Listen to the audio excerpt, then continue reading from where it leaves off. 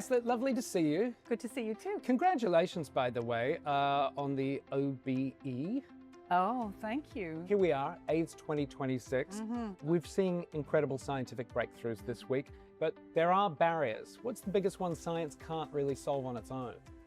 I think getting the communities that are most affected by HIV to access the science. You know, it's no good if it just sits there.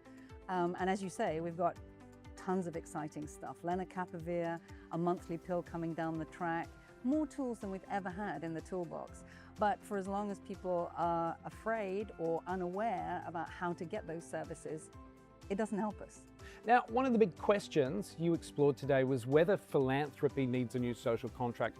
What does that look like in practice, and what's the first thing you think needs to change? So we are trying very hard to work with governments, but also with community, to make sure that we can reach the targets that we need to reach quickly. And I think coordination and cooperation is going to be the big new contract that we need to make. What role does the Elton John AIDS Foundation play in making sure that those breakthroughs we're celebrating actually are changing people's lives? So one example would be we're in a partnership for the rollout of lenacapavir to 3 million people.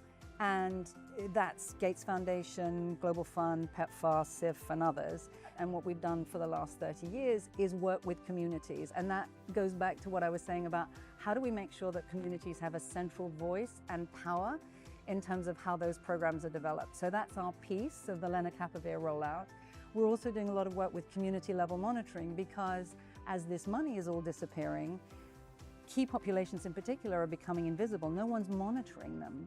And so we want to put power back in their hands, and digital technology will help us do that in a quicker way and enable more iterative understanding of the data that they can then hold governments to account for.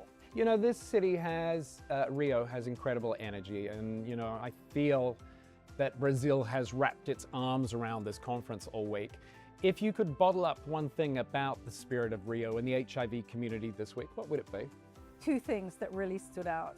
One was we had a fabulous musical performance, and very quickly everybody came down to the front and were dancing, and then we had a fashion show. And I think there's a real love of life, which I will take back from Rio. And I'm curious, we'll wrap it up with this. What do you think one thing is that the HIV community does better than anybody else?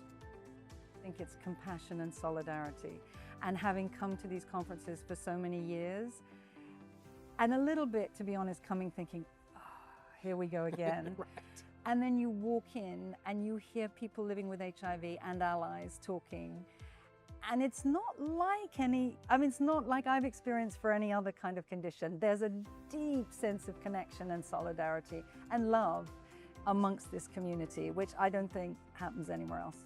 And Aslett, thank you for making the time. I know you've got a busy schedule. We really appreciate it. Good to see you. Pleasure, good to see you. Thanks.